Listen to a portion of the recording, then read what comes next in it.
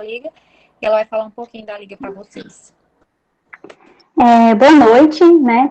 Inicialmente, eu quero agradecer aos colegas da diretoria, que juntos eles não mediram esforços em idealizar e engatilhar a primeira maratona do trauma.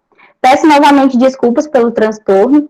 Agradeço também a todos os ligantes que abraçaram a iniciativa e estão contribuindo para que aconteça e prospere. Eu agradeço também ao nosso orientador e médico traumatologista e ortopedista, Edgar Toledo de Aguiar Júnior, pelo incentivo e suporte em todos os aspectos. Também ao nosso convidado e palestrante médico cirurgião pediátrico, Hugo Bicelli Queiroz, pela disponibilidade e empenho em nos fornecer a primeira aula do evento, no módulo ATLS. Fundado em setembro de 2019 por 9 acadêmicos do curso de medicina e vinculado ao Centro Acadêmico de Medicina Hudson Tagle no Senvag, a Liga Acadêmica Intensiva do Trauma da UFT, LACIT, foi a primeira liga aprovada pela Universidade Federal do Tocantins, no campus Araguaína, e instituída no Centro de Ciências da Saúde do município.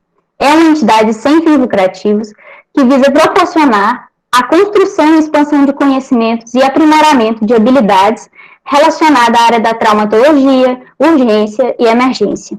Ademais, a LACIT UFT busca trabalhar em prol da comunidade como um todo. Novos projetos de extensão foram elaborados e pretendem agregar à sociedade melhorias, conhecimento e bem-estar. É com imenso prazer que declaro aberta a primeira aula da Maratona do Trauma da LACIT UFT. Passo a palavra, então, para o doutor e querido orientador Edgar Toledo.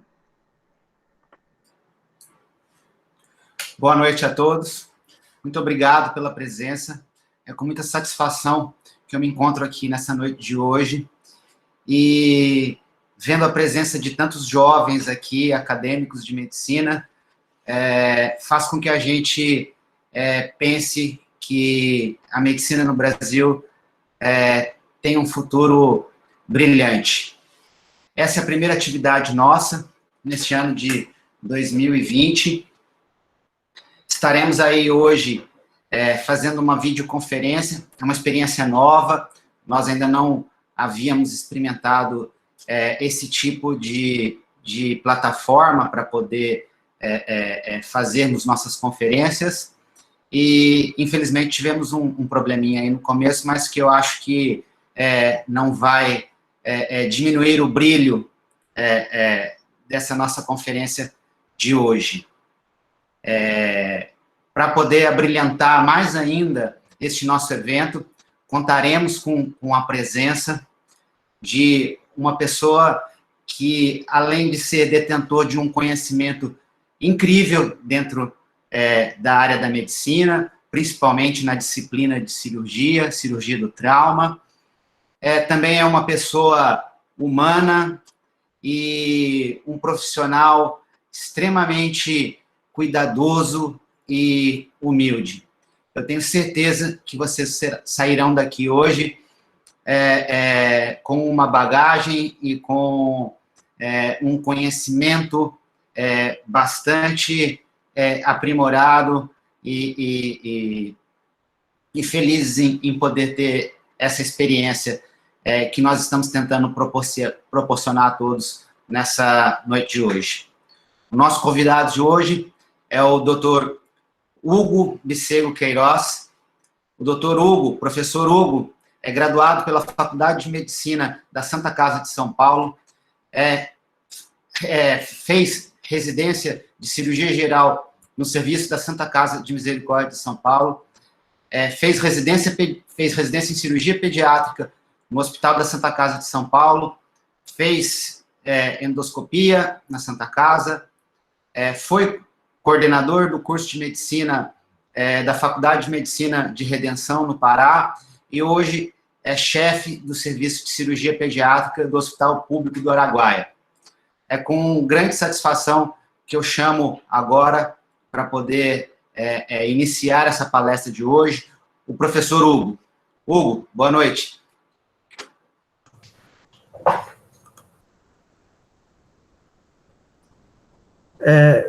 Boa noite a todos. Vocês estão me vendo? Não apareceu para mim o retorno aqui. Estamos vendo, tudo certo. Perfeito, Hugo, estou te vendo, tranquilo. Tá, tranquilo. Então vamos lá. É uma honra estar aqui, né? Quando o Edgar me convidou para dar aula de prontidão, eu aceitei o convite.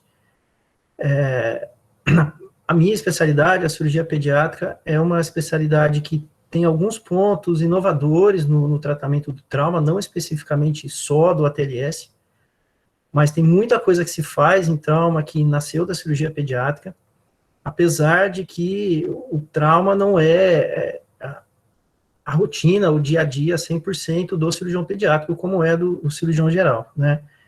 Hoje eu atuo praticamente só como cirurgião pediátrico, faço muito pouca coisa de cirurgia geral, e é nesse momento que você vê que realmente você tem que estar preparado e treinado, né? Porque você vai atender, vai chegar a casos que você vai ter que resolver, vai ter que atender, e que se você faz todo dia, fica mais fácil, e quando você faz, não raramente, mas com uma frequência um pouco menor, aí sim que o teu preparo, o teu conhecimento tem que estar mais evidente, né? Eu conheci o Edgar em Marabá, na época que a gente trabalhou junto no hospital lá de Marabá, e de lá nasceu uma amizade. Acabou que eu mudei de Marabá para Redenção, a equipe dele assumiu aqui o hospital também, e a gente trabalha junto, né? Conheço o Edgar praticamente desde quando me mudei para o Pará. Eu vou começar aqui com a apresentação. Vamos lá.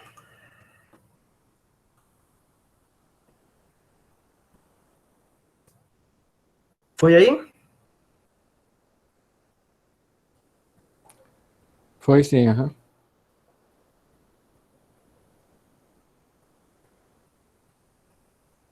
Tá.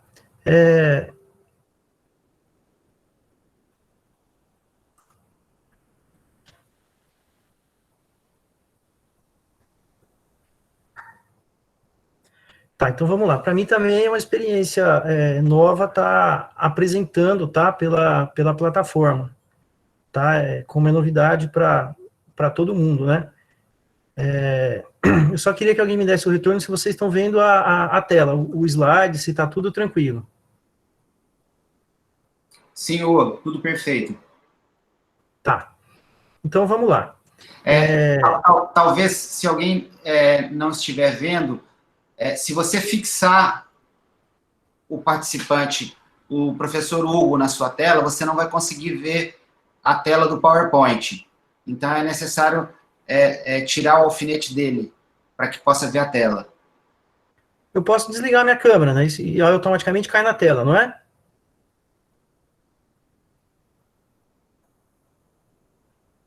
Aí ficou só a tela para vocês?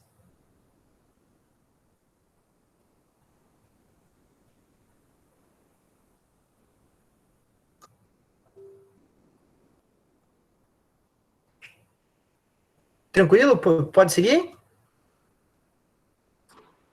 Pode. Tá. Então, vamos lá. Então, o Edgar me convidou para fazer a primeira aula, né, da Liga do Trauma, o primeiro encontro já com conteúdo acadêmico, certo? Então, vamos lembrar que a maioria das coisas que se tem de conhecimento de trauma é baseado no ATLS. Vamos lembrar que o ATLS é um curso que foi desenhado para médicos, né?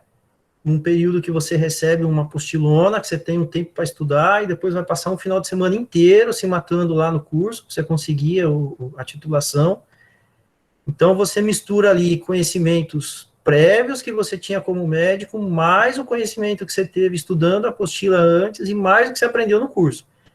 Então, obviamente que a gente não vai chegar nem perto disso no encontro de quase 1 hora, né? Mas tem algumas coisas, o objetivo principal aqui, eu acho que é abrir a cabeça e fazer realmente uma introdução, né? Não vamos, o objetivo aqui, a gente não vai esgotar assunto nenhum, tá? Então, o Edgar já falou, já me apresentou, né? Eu sou cirurgião pediátrico, né? Eu formei em 99, tá? Apesar de não parecer, eu não sou tão velho assim, tá? Tenho residência de cirurgia geral e de cirurgia pediátrica, tá? A Liga do Trauma, vocês já apresentaram, né? Eu queria só saber um pouquinho da faculdade de vocês aí de Araguaína. Quanto tempo tem a faculdade, alunos, turma, só para a gente dar uma entrosada melhor. Tem alguém que se habilita a abrir o microfone? Estão me escutando? Tá dando eco? Peraí, só um minuto.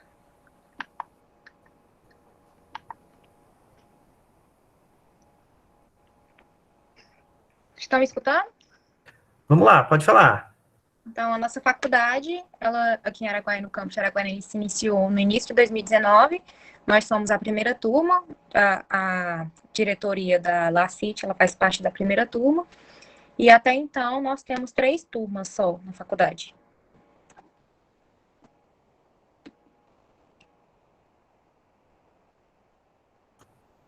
Ok, então na Liga, provavelmente a gente tem alunos das 3 turmas, né?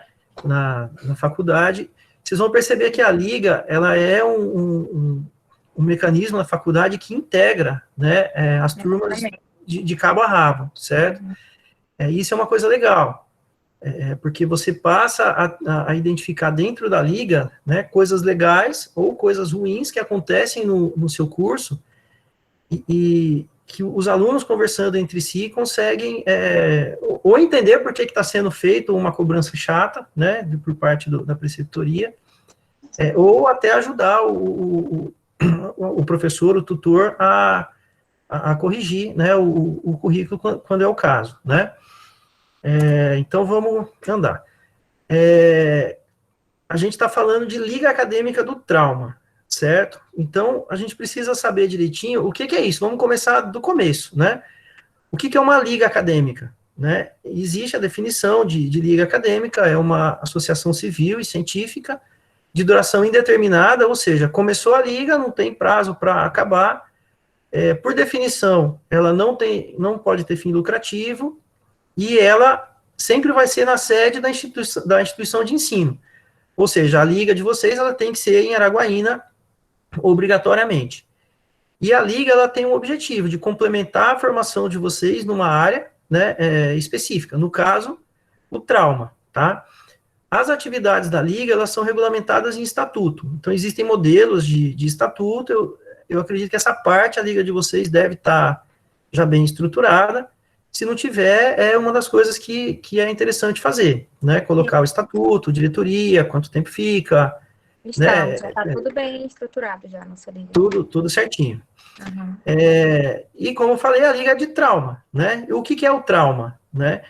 A definição que interessa para a gente é essa primeira, né? A definição de trauma na medicina, que vai ser qualquer lesão ou perturbação produzida no organismo por um agente exterior acionado por uma força, tá?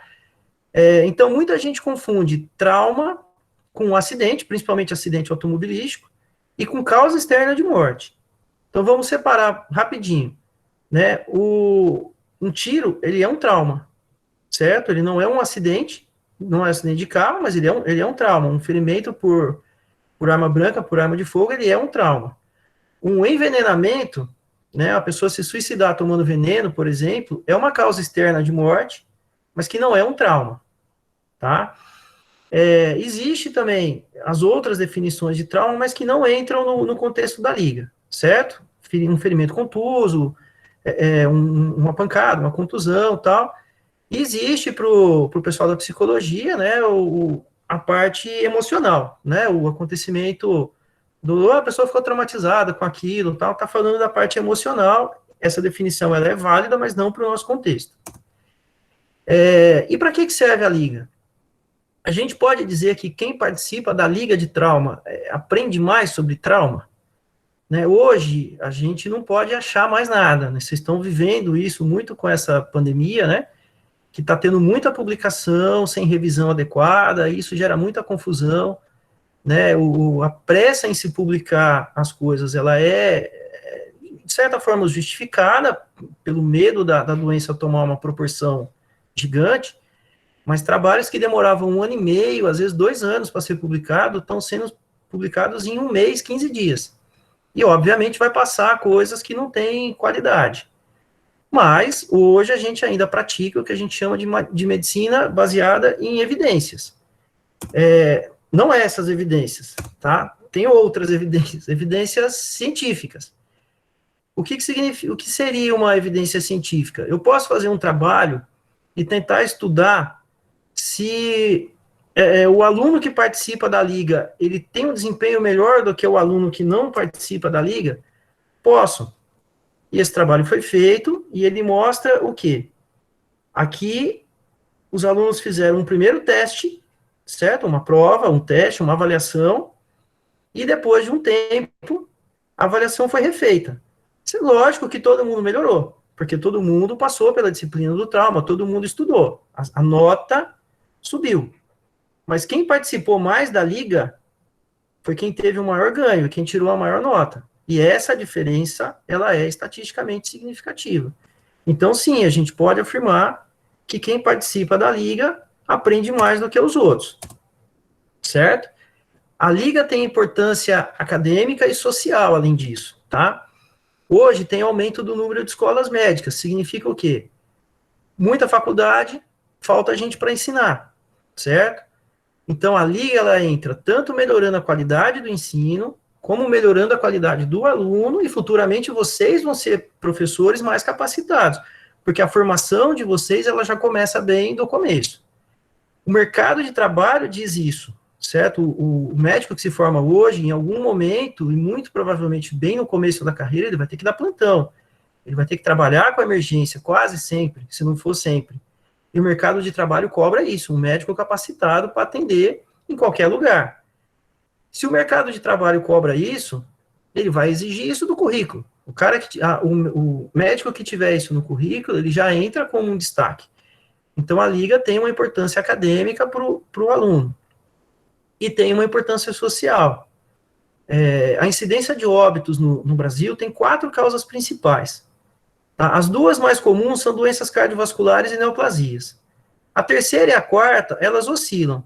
Um grupo de trauma e o grupo de doenças respiratórias. Então, ora um está na frente, ora o outro está na frente. O último ano que foi consolidado os dados, por exemplo, doença respiratória subiu um pouco. Mas o que isso significa? Vamos analisar friamente, tá? Você tem um impacto socioeconômico do trauma muito maior do que das outras 3 principais doenças. A grande maioria dos óbitos de doença cardiovascular e de neoplasia são em pessoas idosas, certo? Que já saíram da idade produtiva. As crianças morrem, a maioria, por doença respiratória e desidratação, infecção gastrointestinal. O trauma, ele pega a faixa etária produtiva na essência. Então, quem morre por trauma é a pessoa que está na idade produtiva. Então, isso na sociedade traz uma repercussão muito maior, apesar dela não ser a principal causa de óbito, do que as outras causas. Vamos falar um pouquinho de história, de como que começou tudo isso aí. Né, um primeiro relato assim que se tem de atendimento a alguém traumatizado já tem na Bíblia. Né, tem uma passagem de Lucas que ele relata um atendimento que foi feito com o que se podia fazer na época de uma vítima de assalto, né, entre Jerusalém e Jericó.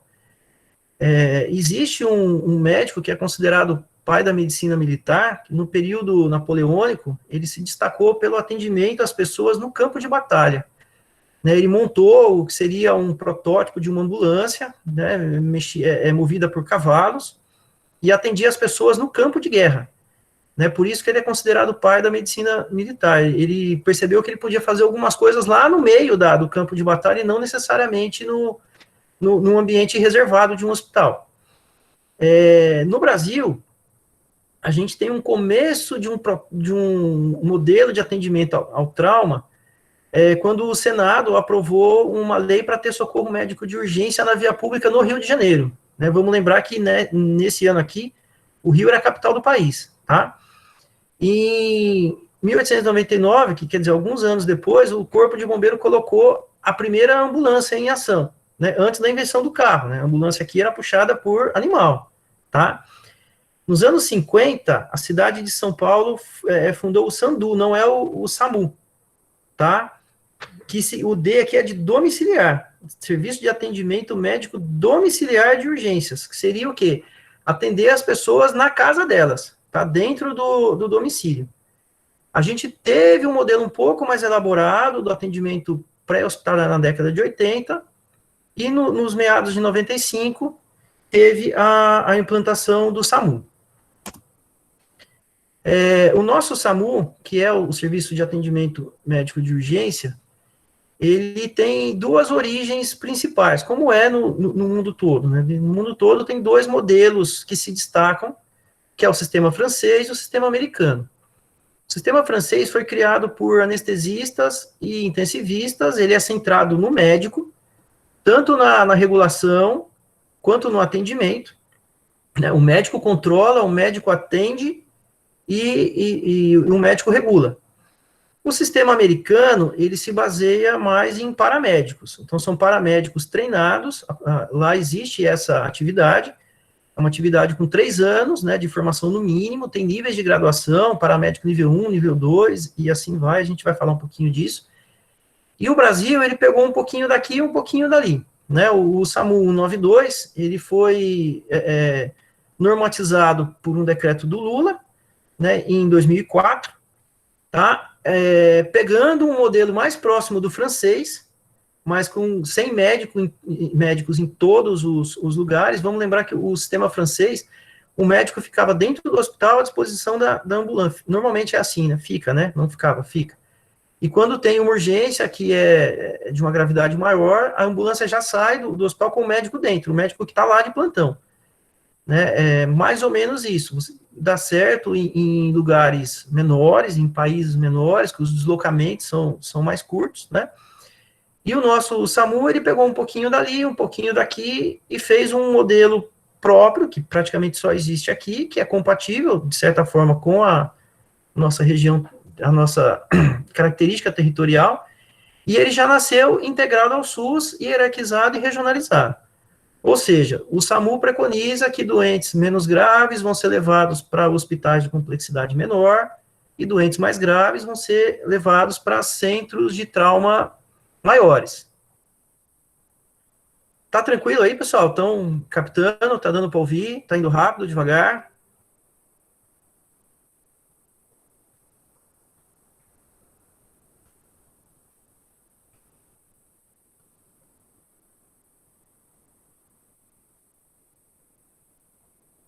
Silêncio, ninguém fala nada.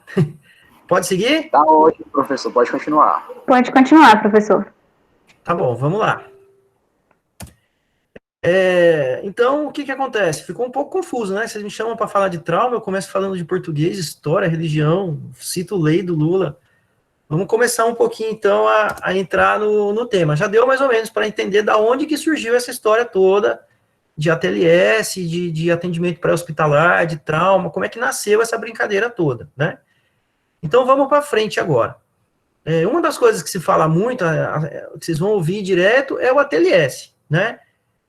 O que eu queria, assim, propor para vocês? A Liga, ela vai ter que ter um cronograma de aprendizado, de encontro, de reuniões, que vocês vão discutir coisas etapa por etapa, né? O que eu programei para hoje seria esclarecer algumas dúvidas, introduzir os conceitos, explicar mais ou menos como é a sequência de atendimento, o que é cada coisa, e futuramente vocês vão destrinchar cada item, né? Então, quando chegar aqui, ó, vocês vão ter vários encontros só para discutir o que é a fase de atendimento da via aérea e por aí vai, né? Então, provavelmente tem gente aqui que está um pouco mais habituada com essa sopa de letrinha, com essas descrições todas, tem gente que não. Então, é mais ou menos um roteirinho que eu deixei programado, tá? Se tiver muito superficial, eu posso aprofundar um pouco mais no que eu estou falando. Se tiver muito confuso, muito específico, exigindo um conhecimento prévio que vocês não tiveram tempo ainda de se preparar, vocês me interrompem e a gente simplifica um pouco, tá bom? Vamos lá. O que é o ATLS, que tanto se fala? O ATLS nada mais é do que um curso, tá? O ATLS é uma sigla, né, de suporte avançado de vida no trauma, a sigla em inglês, tá? E é um curso que foi desenvolvido pelo Colégio Americano de Cirurgiões, e esse curso é destinado a aperfeiçoar as habilidades do médico no atendimento ao traumatizado grave. Apesar de não ser o único jeito de você atender um trauma, de não ser a única doutrina que existe no mundo, vamos dizer assim, o ATLS, ele é a referência, tá? Então, sempre que você for questionar se foi bem feito, se foi mal feito, como é que deve fazer e tal, a referência vai ser o ATLS. Você pode até fazer um ou outro ponto diferente, dependendo do serviço, claro, se você tiver evidência científica que justifique que na tua região tal conduta é melhor, mas a referência sempre vai ser o ATLS pelo renome mundial e pelo impacto que teve no mundo a partir do momento que se difundiu esse curso. No Brasil, o ATLS ele deve ser realizado, né, e o desenho do ATLS no Brasil ele é compatível com a atividade dos médicos.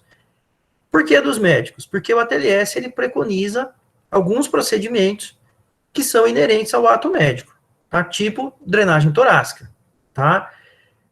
Então é importante vocês saberem, mas o enfermeiro pode fazer o ATLS? Ele pode participar, ele vai estar, mas a hora que chegar na hora de fazer uma drenagem torácica, não é procedimento inerente ao ato da equipe de enfermagem. Todas as equipes que estão relacionadas com trauma devem se capacitar. Existe para cada área de atuação, para cada profissão, o jeito correto de se atualizar, né, e de se manter o aprendizado cada vez melhor, tá? Então, o curso do ATLS, como eu falei no começo, ele funciona assim. Você tem que ter um conhecimento, você tem que entender o que é trauma, como é que serve, você tem que aprender toda a fisiologia do trauma, tal, isso você aprende na tua faculdade.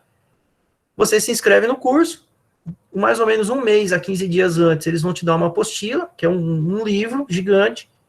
Você vai destrinchar aquilo, vai estudar ele até ele ficar sujo, certo? Vai se reunir 2 dias de curso, de cabo a rabo, de manhãzinha até de noite.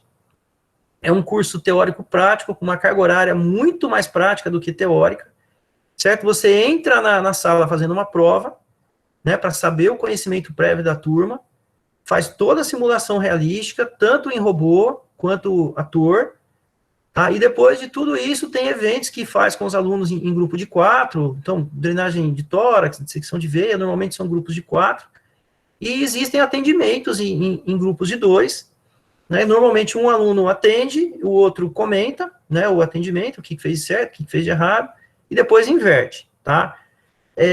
Na minha faculdade, a gente participava muito aqui, ó, o pessoal da Liga, e mesmo quem não era da Liga, não tinha muito essa cultura de Liga na época, né, mas tinha um pessoal que gostava mais, a gente não tinha, nessa época, a Liga bem definida, mas existia os famosos Trauma Boys, né, que eram o apelido carinhoso, apesar de boys, tinha girls também, que aonde participava muito acadêmico, tá? Eu cansei de ser baleado, esfaqueado, atropelado, até acidente de esqui no gelo eu sofri para poder atuar com o pessoal do trauma, tá?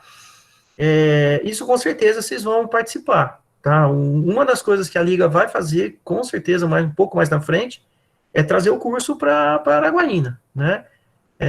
Então, normalmente a Liga organiza isso e os alunos participam bravamente aqui, ó. Isso não precisa ser acadêmico de semestre mais avançado, não. Então, algumas imagens, tá? Como é que funciona normalmente? Um avaliador, né, um instrutor, ele vai falar para o aluno, olha, você vai atender um paciente que sofreu um ferimento assim, ele explica qual é a cena, né, que está se passando, certo? Chega o paciente, isso aqui não é gente acidentado de verdade, tá? São atores, tá? O socorrista passa o caso pro cara que está atendendo, né? Pro aluno, e o aluno começa o atendimento. O curso é desenhado para 2 pessoas, então uma delas, ao mesmo tempo que pode ajudar, ela avalia, e via de regra, tem uma pessoa que fica do lado do ator, para passar o que está acontecendo. Então, você, por exemplo, pega o esteto, coloca aqui no peito e pergunta, o murmúrio está presente?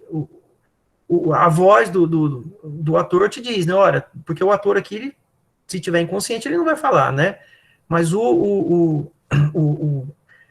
o outro avaliador, ele te diz o que está acontecendo. E assim vai. O ambiente do ATLS, você faz todo o procedimento, todo o atendimento, e sempre tem gente aqui, vendo e avaliando, né?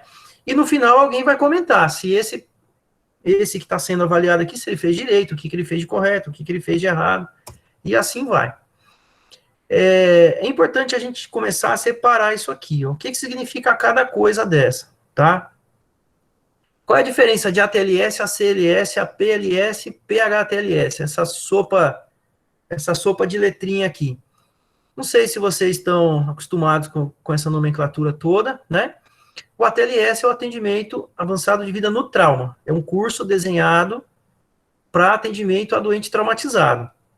Da mesma forma, os clínicos fizeram o ACLS, tá? O C é de cardiológico, mas tem quase tudo de clínica médica. E aí os pediatras também ficaram com inveja e fizeram o APLS, né? Ou PAUS, com L, tá? Que é o suporte avançado de vida no paciente pediátrico. O que seria o ATLS, ele é um capítulo aqui, tá? Aqui você tem tanto trauma quanto não trauma, aqui dentro do APLS. Tudo voltado para a criança. E existe o PHTLS, que é o atendimento pré-hospitalar, tá? Então, cada uma dessas siglas significa um curso, né, que você pode fazer, uma capacitação que você recebe, e cada uma delas tem a sua aplicação e o seu valor. Mas é muito comum ter algumas confusões. Então, muita gente confunde o que é o ATLS com o que é o atendimento ao paciente politraumatizado. Então, você trabalha no hospital, você arruma uns dias de folga, se capacita, faz o ATLS e volta, acabou o problema do hospital. O hospital está apto a atender um doente politraumatizado. Não significa isso. Para você atender um politraumatizado, envolve, além do médico que fez o ATLS, você tem que ter toda uma equipe capacitada, uma estrutura capacitada. Então, não é porque você trouxe o curso para uma cidade que acabou o problema. Então, o atendimento ao politraumatizado é um negócio bem mais amplo. Do mesmo jeito, você também vai precisar dos especialistas. Não é porque você fez o curso que você vai abrir mão de ter um cirurgião, um ortopedista, um neurocirurgião, e por aí vai. E até no prontuário. O médico atende o paciente direitinho, é muito comum, às vezes, escrever assim, ó, feito o ATLS sem alterações. Significa o quê? Que ele fez todos os procedimentos que o curso preconiza. Mas se ele escreve desse jeito aqui, ele quis dizer o quê? Que o paciente fez o curso, se inscreveu no curso, tirou o diploma no curso. Não, você vai dizer que ele fez o atendimento. Então, é muito comum, até na passagem de plantão, falar, ó, já fiz o ATLS desse cara, desse paciente, né? Significa o quê? Que você fez o atendimento, né? E existe também dentro do ATLS algumas coisas que são separadas entre procedimento médico e procedimento especializado. O ATLS, ele não entra no treinamento de procedimentos especializados. Uma laparotomia, quem faz continua sendo o cirurgião. Mas uma intubação e uma drenagem de tórax, pelo ATLS, é preconizado como um procedimento médico. Então, o médico tem que estar capacitado a fazer isso aqui.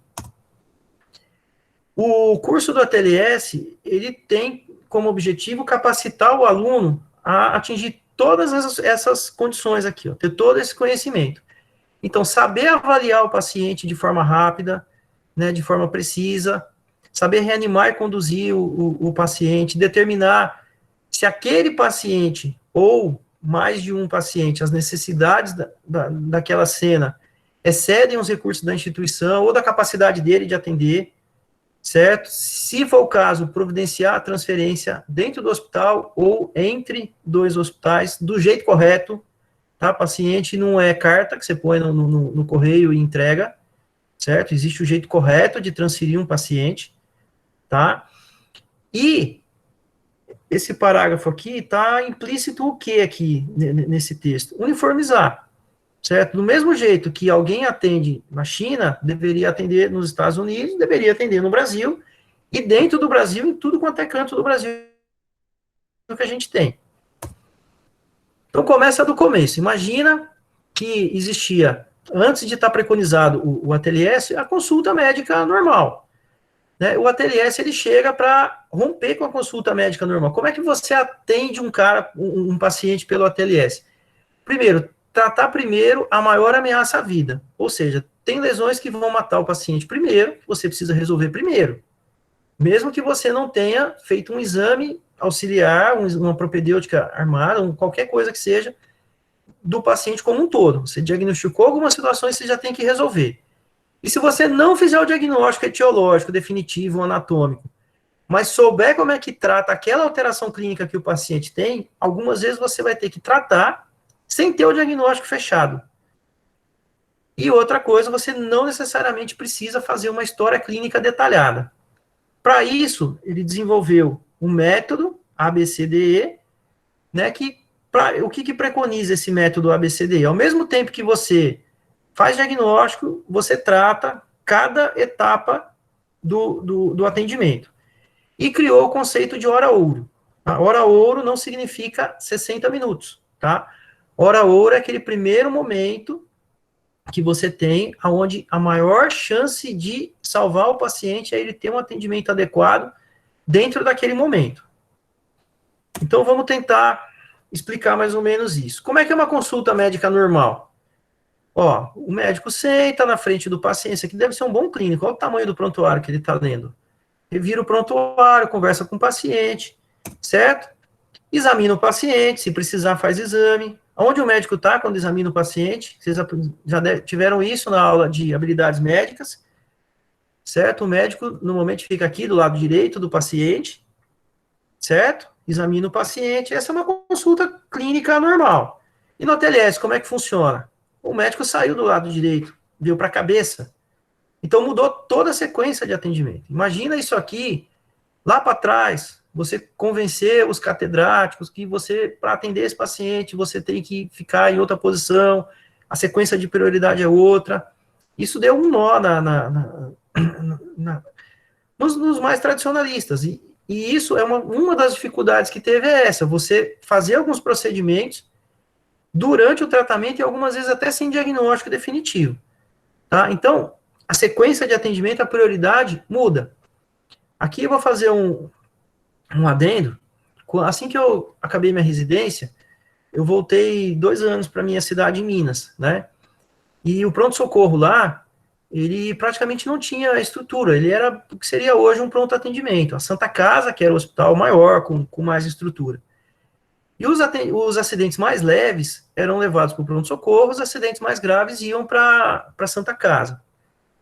E teve uma capacitação do corpo de bombeiro lá. E os bombeiros fizeram curso e viram como é que funciona. Foi implantado o que seria o equivalente ao PHTLS lá na cidade. E a primeira vez que o bombeiro levou um paciente para mim, que não era tão grave, mas isso vocês vão aprender no curso de vocês, independente do paciente estar ou não grave, você vai fazer o atendimento da forma adequada, né?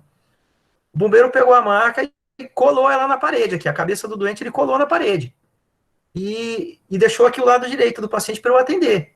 E aí eu comecei a empurrar a maca para um lado, ele empurrando para o outro, falei, não, eu preciso entrar aqui. Aí ele viu e falou, mas por quê? Eu falei, não, porque no trauma a gente atende o paciente aqui, esse aqui é o meu lugar. Aí o que acontece? Eles conversaram lá entre eles e viram que era assim mesmo que funcionava, né? E que não se fazia, os outros plantonistas era gente já de mais idade, gente que já estava, né, mais fim de carreira e tal. E aí teve um negócio muito engraçado, que teve uma hora que chegou uma maca e um bombeiro foi empurrando, o outro viu que era eu que estava no plantão, falou, esse é aquele que vai ficar na cabecinha, o que vai ficar na cabeça do paciente. Ele não entrou a maca toda na sala de emergência. E aí depois isso acabou até criando alguns problemas, porque como eles viram que o atendimento lá no pronto-socorro acabava sendo mais metódico, né, como é o método que eles viram no curso deles, eles começaram a levar para o pronto-socorro os pacientes graves. E aí o que acontece? Acabava que eu tinha que atender e depois transferir para o hospital maior, até que a gente fez uma reunião, levamos a TLS para a cidade, capacitamos a equipe de todas, as 2 equipes, e aí ficou uniforme o atendimento. E começou como? O começo de tudo foi o médico ficar aqui na cabeça do paciente. Então, eu falei para vocês do método ABCDE. certo? O que significa o método ABCDE? Simplificando, tá? É uma sequência mnemônica que você vem do inglês, mas a gente consegue aqui quase o equivalente, né, em português, certo? O B é breathe, né, de respiração. Então, o A significa você estabilizar a via aérea do paciente com proteção da coluna cervical. Por quê? Porque é o que mata primeiro. Na sequência, providenciar, checar, conferir se o doente está tendo ventilação e respiração normais. Se não tiver, tratar. Depois o C é a circulação do paciente, avaliar a circulação do paciente, controle de hemorragia. O D original vem de disability, mas a gente adapta para disfunção, ou seja, seria o exame neurológico do paciente. E, por último, a exposição com o controle do ambiente. Essa é a sequência do primeiro atendimento. Quem já ouviu essa frase em filme? É muito comum em filme lá nos Estados Unidos, tem um acidente, tem um evento lá, alguém dá um berro, né? Chame os paramédicos. O que seria os paramédicos? Uma banda de heavy metal. Mas além dessa banda, os paramédicos podem ser esses caras aqui, ó. As pessoas que trabalham no atendimento do trauma. Mas vamos olhar, tá escrito aqui, ó. Paramédico. Qual é o detalhe? Por que eu frisei isso aqui? Porque no Brasil, a gente não tem paramédico, certo? Como tem lá, certo? Então, o PHTLS, que é para capacitar aquela equipe, aqui a gente fica defasado. Lá existe a profissão de paramédico. É uma profissão que o cara, além do ensino secundário, ele vai estudar mais 3 anos e vai subindo de nível, como eu falei lá no começo. Os paramédicos no Brasil, eles se misturam. É o condutor na ambulância, o técnico de enfermagem que está contigo, ou o enfermeiro que está contigo, e o médico quando ele vai para a cena do acidente. No Brasil, a gente tem vários tipos de ambulância e vários tipos de equipe. Né? O básico, a UR, que é a unidade de resgate, normalmente vai o condutor, técnico de enfermagem. E a USA, unidade de salvamento avançado, normalmente vai condutor, técnico, enfermeiro e médico. Certo? Ou um desses dois e o médico. Então, aqui já é o primeiro paradigma que a Liga vai ter que definir. Isso não é agora, vocês vão com calma definir como é que vocês vão fazer com o PHTLS. Como é que vocês vão conduzir vocês do atendimento pré-hospitalar? Vocês vão focar no curso mesmo PHTLS, que é o curso americano, ou seja, vocês vão aprender a fazer algumas coisas, provavelmente, a menos do que o médico tem capacidade de fazer, porque, basicamente falando, o PHTLS, ele preconiza, no atendimento aqui, atividades que no Brasil, o enfermeiro, os profissionais de enfermagem não estão aptos a fazer, e ele deixa de exigir algumas atividades que o médico é apto de fazer, que pode ser feito na cena do acidente. Então, eu não diria que ele não é inadequado para o Brasil, mas para você aplicar ele no Brasil, você tem que entender o contexto e fazer as ressalvas quando necessário. A fase pré-hospitalar, ele já começa aqui, ó, manutenção de via aérea e controle de hemorragia externa. O B, né, ele fica um pouquinho, não é que fica de lado, ele não perde prioridade, mas o que se aborda no B, no Brasil, é a atividade mais relacionada com o médico, por exemplo, uma drenagem torácica, né? A função principal dessa equipe é estabilizar o mais rápido possível, sem piorar dano, né, e transferir do melhor jeito possível. Importante, uma historinha, a informação que conseguir colher na hora do trauma, mecanismo, se teve algum evento relacionado com trauma, e, muito importante isso aqui, sempre estar entrosado com o sistema de regulação.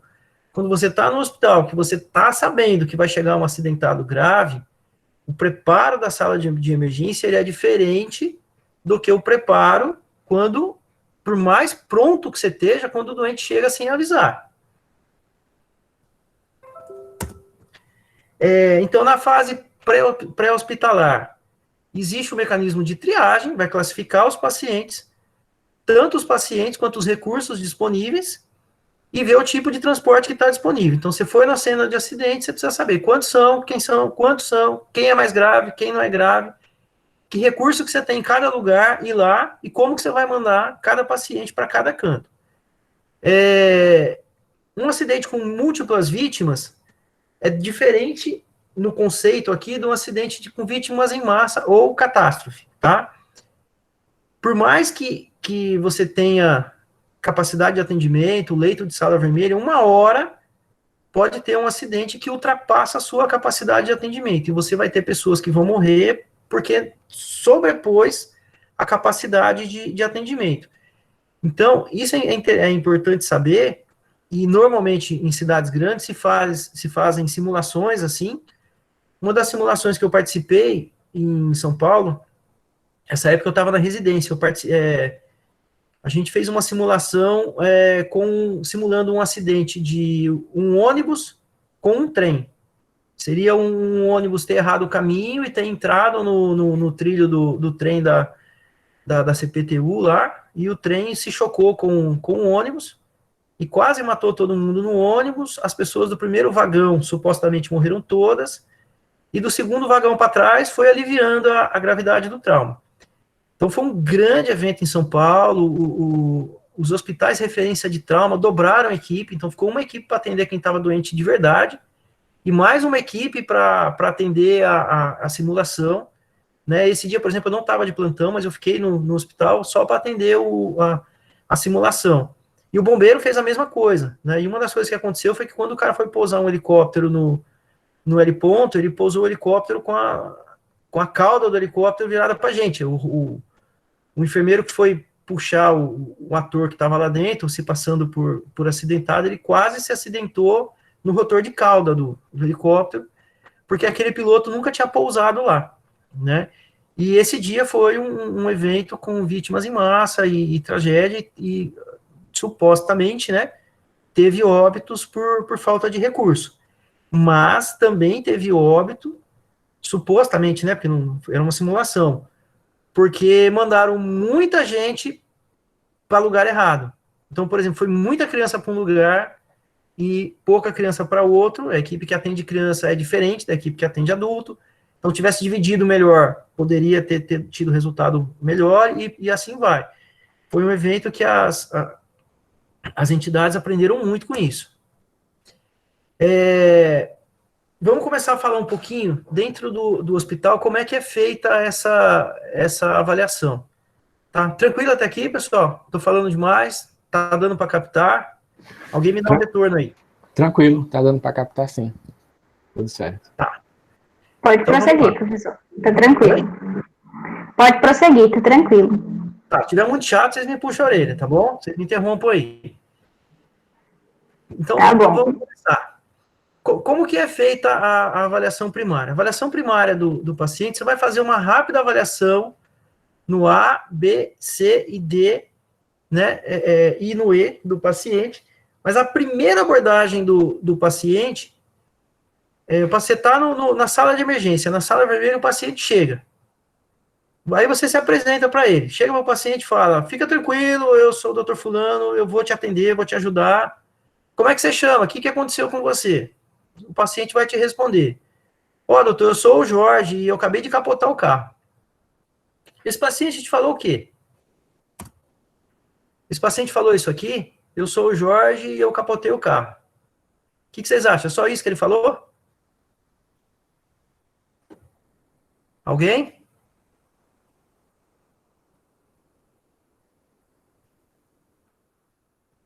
Então vamos lá, já que ninguém se habilita, eu vou seguir.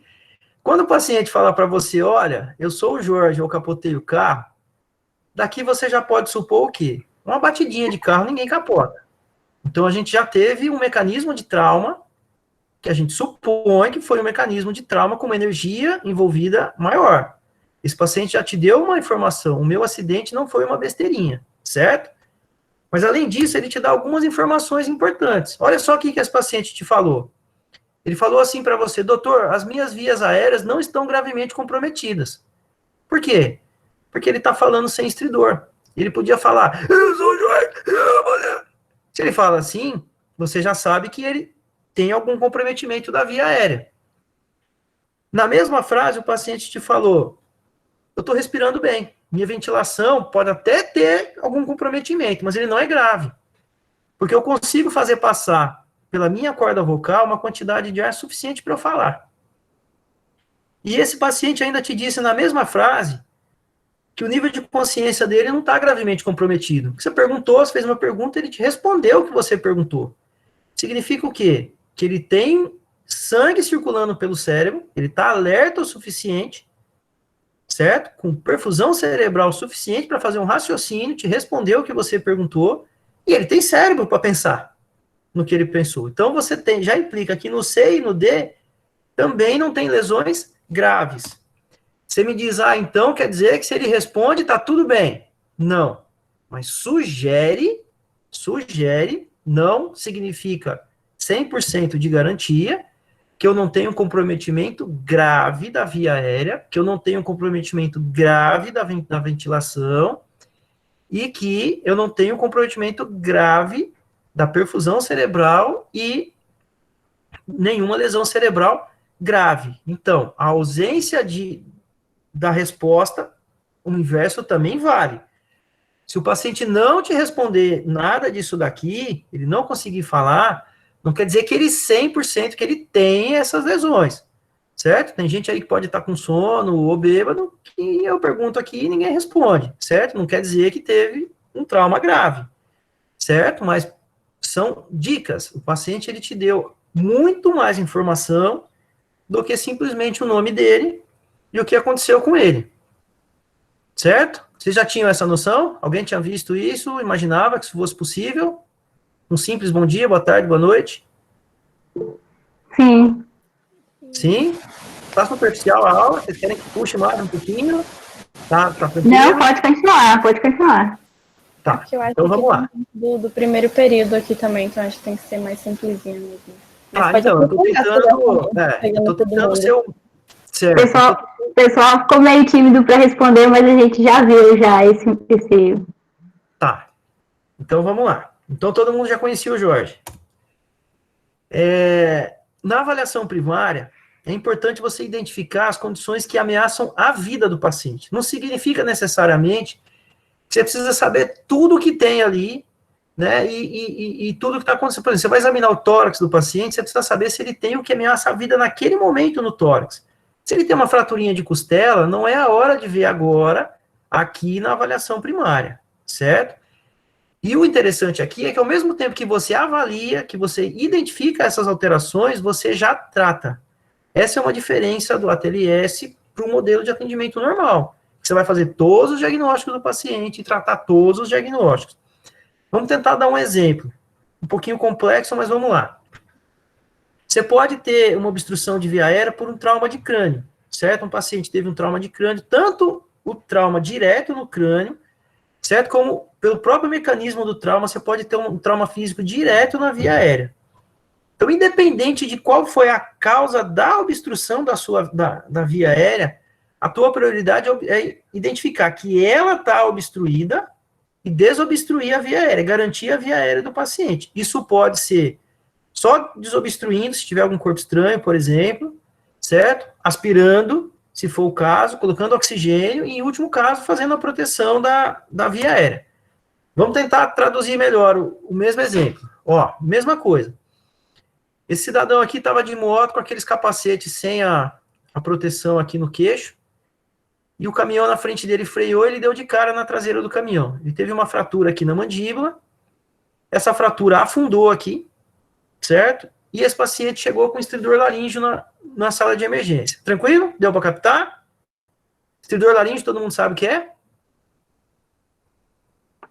Não, pode definir, por favor? Estridor laríngeo é quando fala, a pessoa não consegue, ou apita, certo? Mais ou menos? Sim.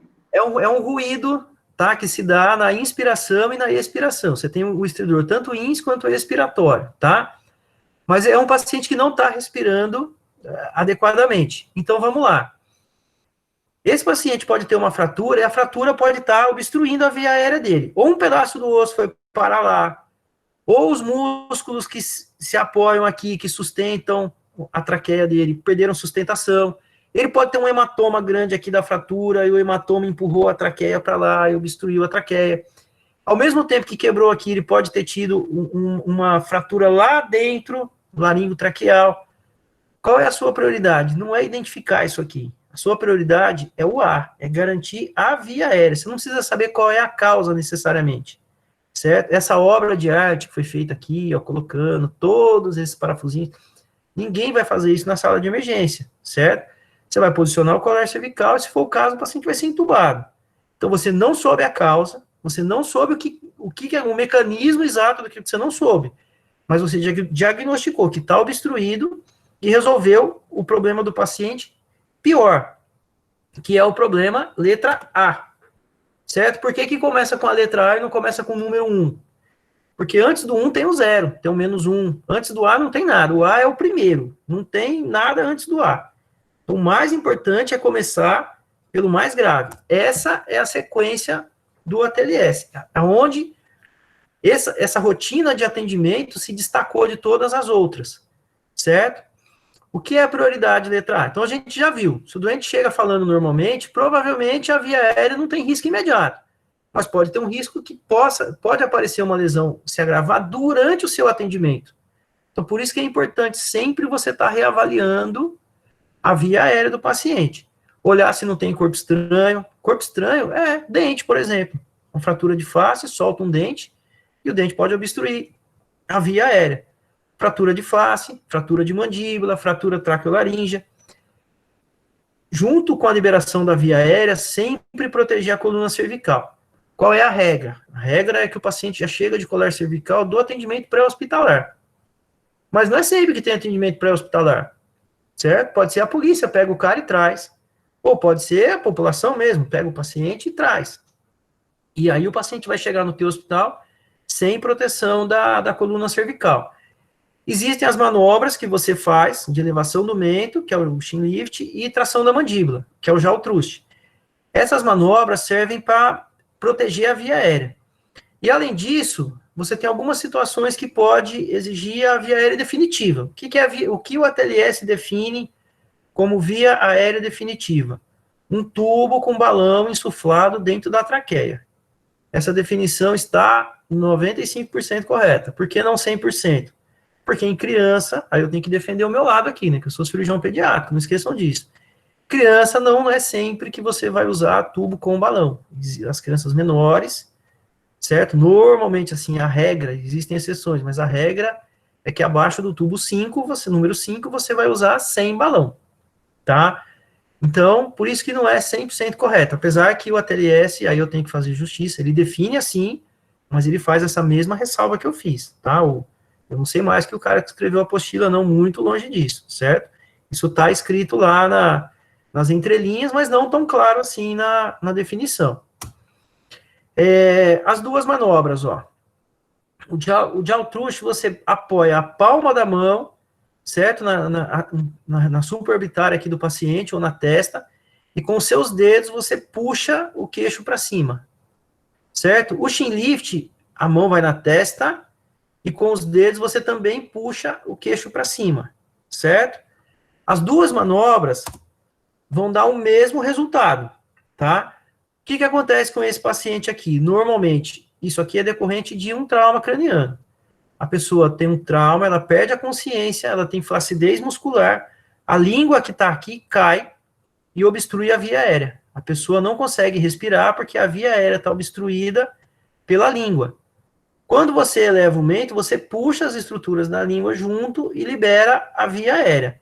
Independente se você fez aqui essa manobra ou a outra, o resultado vai ser o mesmo. Tanto o jaw thrust quanto o chin lift são dois mecanismos diferentes de você posicionar aqui o queixo. E você vai ficar segurando aqui eternamente? Não, o colar cervical que vai ser colocado aqui, ele vai manter o queixo nessa posição. Tranquilo? Então vamos lá. Seguindo a manutenção da via aérea com proteção da coluna cervical.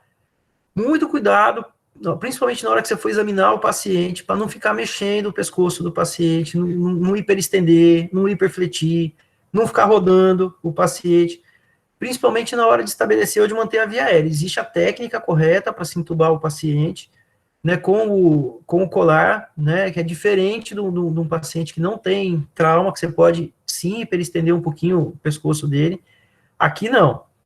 Existe o colar cervical, né, que é colocado, os dispositivos associados, que são aquelas, normalmente é de neoprene, que se coloca do lado e apoia também o pescoço no ombro, né. A regra é que isso é colocado no atendimento pré-hospitalar, então a regra é que o paciente chegue com isso no hospital, mas se acontecer de falharem, você não vai assinar embaixo a falha. É obrigação do socorrista, de quem está atendendo, checar e realizar esse negócio. E realizar esse atendimento, colocar o colar e se precisa, imobilizar o pescoço, tá? Então, voltando, não é objetivo aqui, esses são os detalhes que o ATLS mudou. Você não vai procurar nesse momento saber se o paciente tem ou não lesão na coluna, para colocar o colar. Você vai partir do princípio que ele tem lesão na coluna e vai colocar o colar. Por quê? Para ganhar tempo. Você não vai ficar examinando o paciente, palpando, fazendo isso, fazendo... Não, você vai imobilizar a coluna e vai seguir a sua avaliação, vai prosseguir a sua avaliação. E se tiver lesão, você tratou. E se não tiver, você vai examinar depois, vai chegar, excluir depois e vai tirar o colar. É o famoso PK por excesso?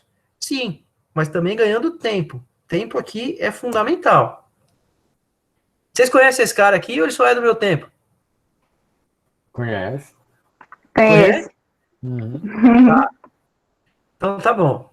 Esse cara ele vai aparecer algumas vezes, certo? O que pode dar de errado aqui no ar? Você pode ter uma lâmpada do laringoscópio queimada. Você pode ter mau contato na montagem do laringoscópio. O teu equipamento pode não estar bom. Alguém esqueceu ele ligado, acabou a pilha. Pessoa, você chega no plantão, primeira coisa, deixa eu checar o laringoscópio. Liga, ó, tá funcionando, esquece ele ligado. Acaba a pilha, a hora que você precisa ele não tá lá. Você vai entubar o paciente, o famoso paciente 1001, que bateu de frente e machucou, né, e perdeu 3 ou 2 ou 4 dentes da frente e sobra aqueles do ladinho assim, ó, aqui, né? A hora que você vai passar o balão, você rasga o balão no dente do paciente, você não consegue insuflar o cuff, né, do tubo. Existem drogas que afetam o tônus muscular, tá? Então o paciente que sofreu o acidente, ele pode ter ou ele usado alguma droga ilícita, ou a equipe que atendeu ter feito medicamento nele, que tanto enrijece o tônus, quanto diminui o tônus muscular. O paciente que diminui o tônus muscular, a tua sequência, a tua intubação, ela vai acabar acontecendo mais rapidamente. E paciente que enrijece o tônus muscular, a tua intubação vai ser muito mais difícil, como é no obeso. E existe uma outra condição que pode te atrapalhar aqui, se você tiver uma fratura laríngea parcial, ou seja, a laringe ou a traqueia do paciente teve uma lesão parcial, e a hora que você passa o tubo, pela própria força do tubo, você acaba de seccionar, e transformou uma lesão parcial numa lesão completa. E às vezes o tubo não vai, a ponta dele não desce. Então essas são situações que podem te enrolar. Checar material é legal fazer a rotina. Cada item desse aqui, ó, pode ser objetivo de um encontro de vocês. Então, vocês entenderam a complexidade do negócio que vocês estão se metendo? Cada item, cada linha de todos os slides que eu passei, vocês podem passar um dia inteiro discutindo cada etapa dessa, certo? Na sequência do A, vem o B. O que significa o B? Ventilação e respiração. Então, a partir do momento que eu deixei a via aérea pérvia, não significa que o paciente está respirando, certo? Para respirar, o ar tem que entrar, o ar tem que sair, tem que ter troca de gás no pulmão, certo? Então, para que isso funcione, tudo tem que funcionar. O pulmão, para que o paciente respire, né, tem que funcionar pulmão, tem que funcionar parede torácica e tem que funcionar diafragma. A tua avaliação vai checar todos os componentes da ventilação. É importante você expor o pescoço, expor o tórax do paciente, ver se tem distensão de veia jugular, certo? Distensão de veia jugular, ela entra lá na avaliação da ventilação. Por exemplo, um pneumotórax hipertensivo, certo? A traqueia, se está no lugar, o meio do pescoço do paciente, se está posicionado. Se quando o paciente respira, a parede torácica movimenta normal, ou se ela afunda, na hora que ele inspira, ao invés da parede expandir, parte da parede do tórax afunda, que é o tórax instável. E nessa avaliação toda, você vai fazer inspeção, palpação e ausculta. Quem conseguir percutir um tórax no meio de uma gritaria, de uma sala de urgência, e ter um resultado na percussão confiável, a gente pode escrever o nome e pregar na parede. Tá? Isso existe, mas muito difícil você vai ter um resultado que você consegue ter examinando, por exemplo, um paciente numa enfermaria silenciosa com derrame pleural, que você percute e consegue chegar à conclusão que tem líquido no tórax do paciente do terço médio para baixo, tá? Isso você não vai conseguir na sala de urgência. É errado fazer? Não é errado fazer, mas dificilmente você vai ter um dado confiável com a percussão. Existem 4 lesões de maior gravidade. O que significa maior gravidade? Significa que se você diagnosticar, antes de ir para frente, você tem que resolver isso aqui. Quais são as 4 lesões de maior gravidade? Pneumotórax hipertensivo. Todo mundo sabe o que é pneumotórax?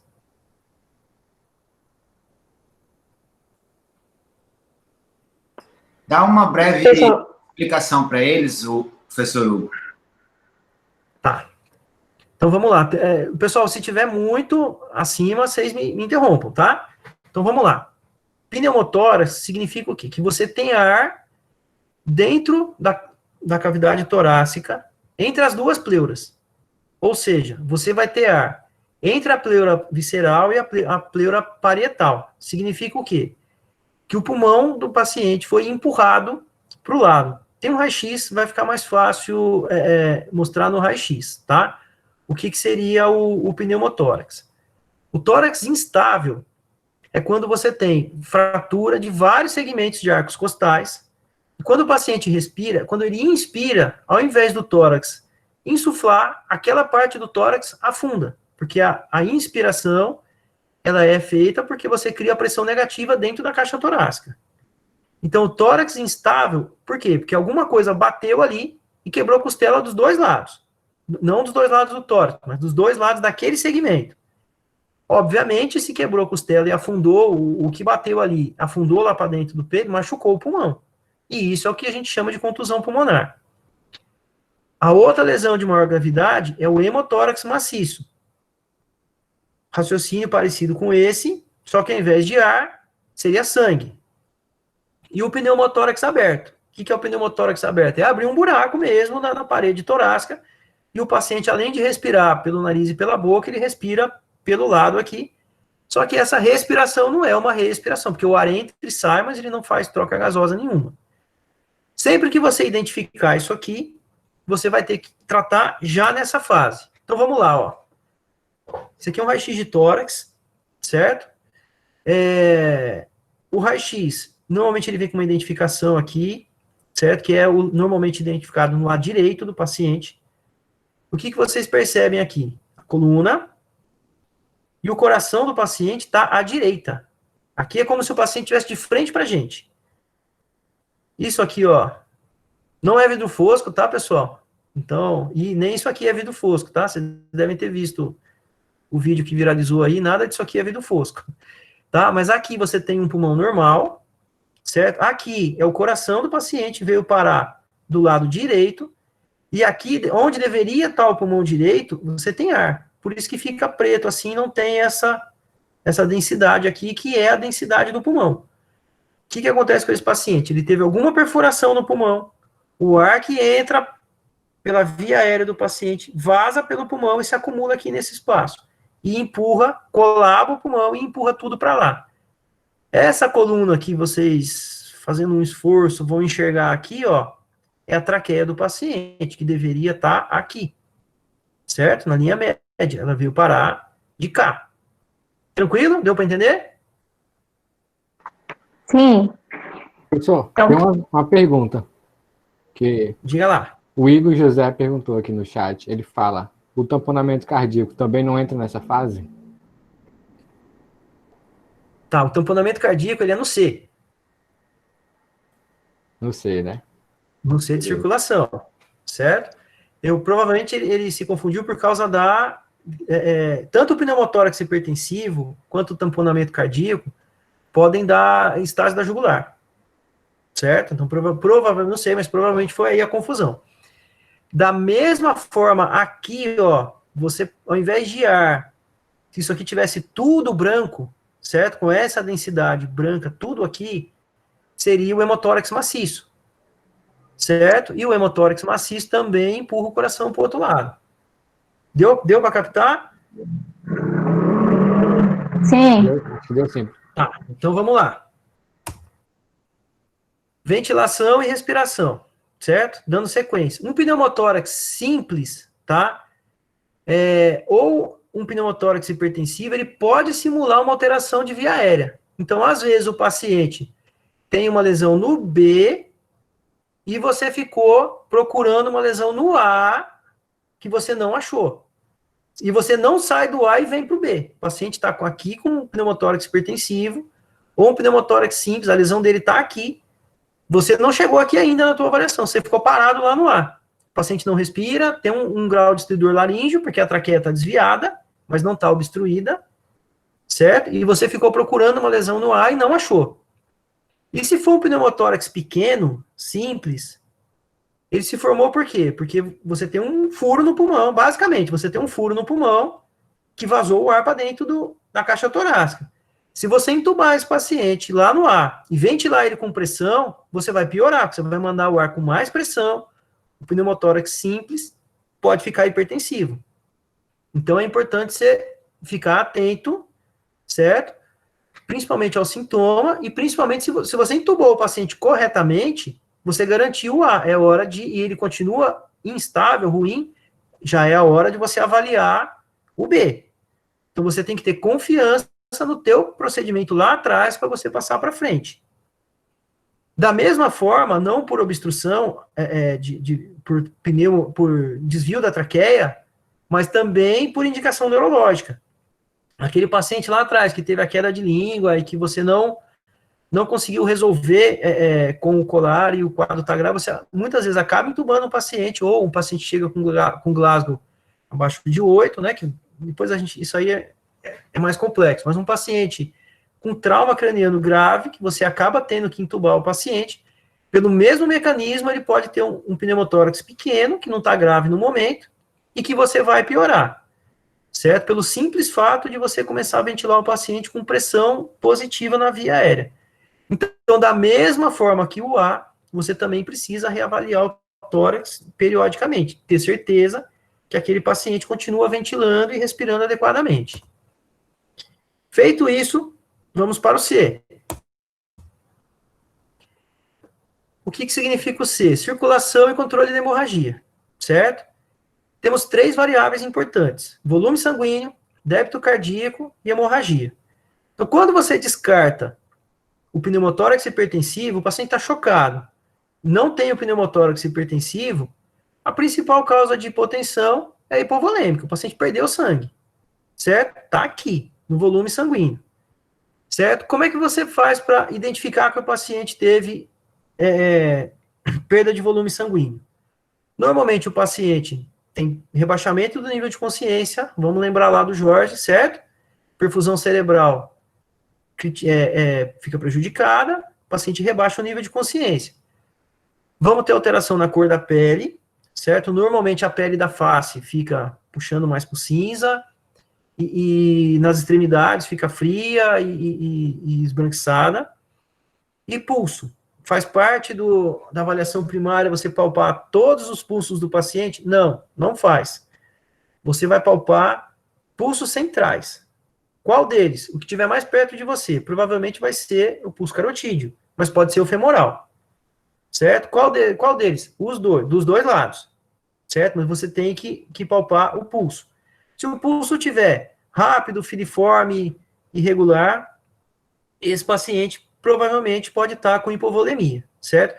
Se você está do lado do paciente, acabou de drenar o tórax, provavelmente o pulso femoral fica mais na tua mão, certo? Se você ainda está não precisou fazer procedimento do tórax, está na cabeça, provavelmente o carotídeo vai estar mais acessível naquele momento.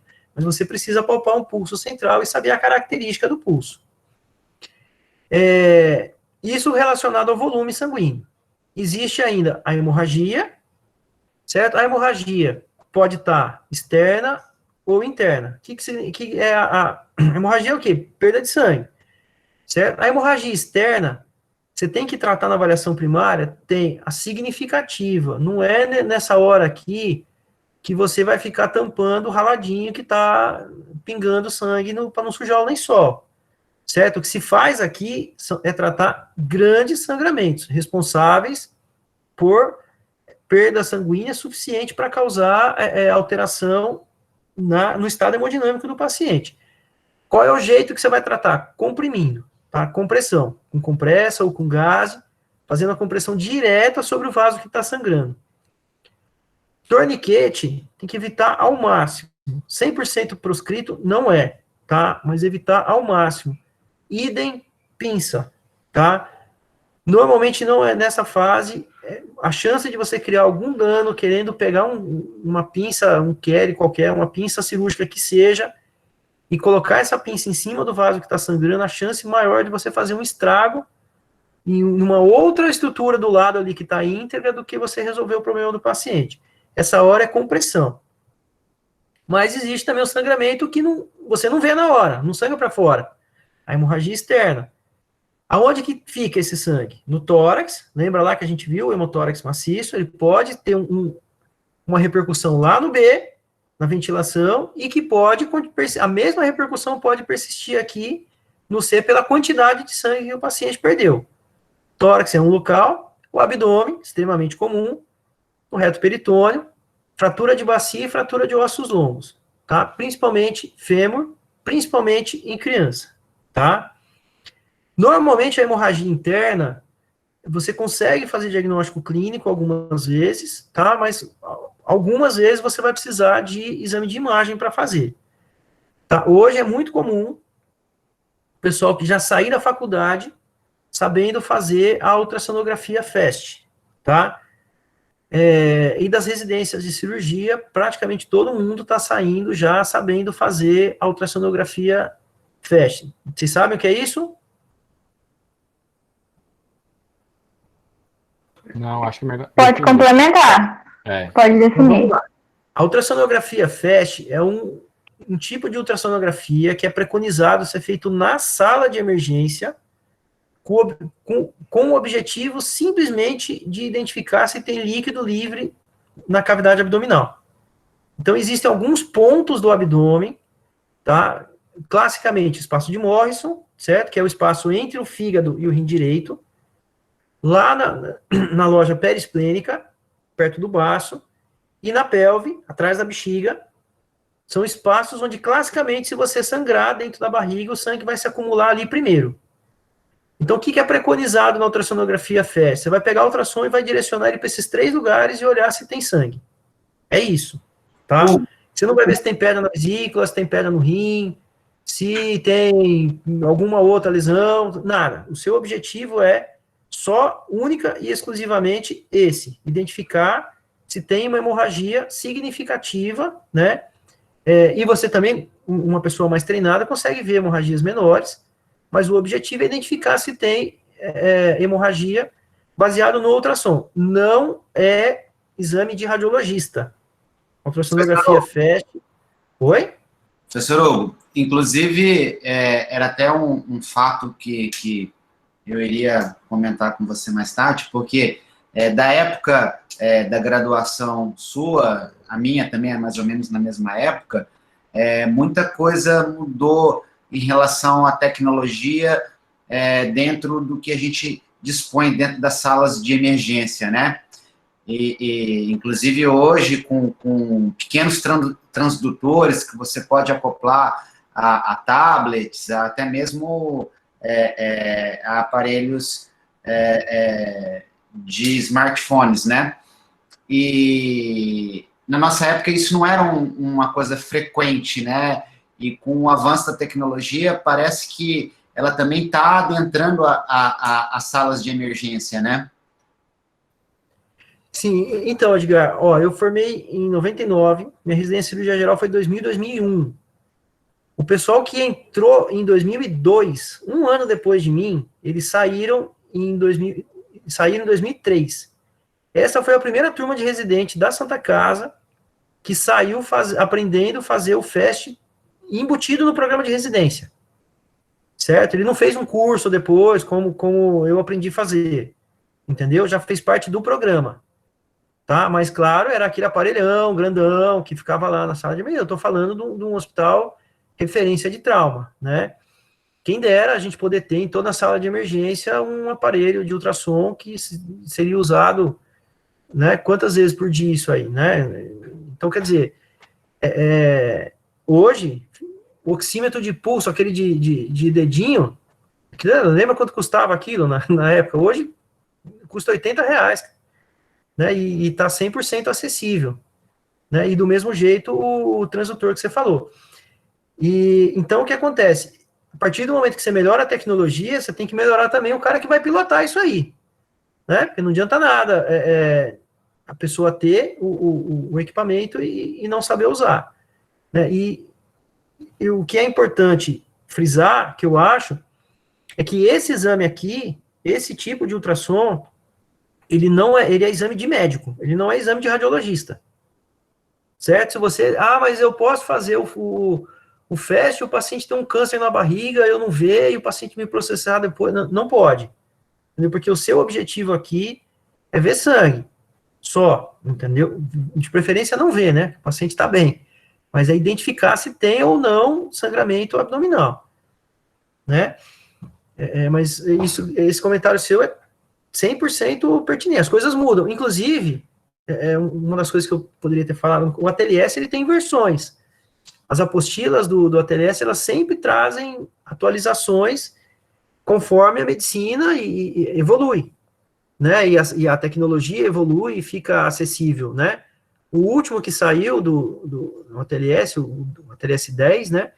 Ele tem algumas pequenas alterações em comparação ao anterior, né?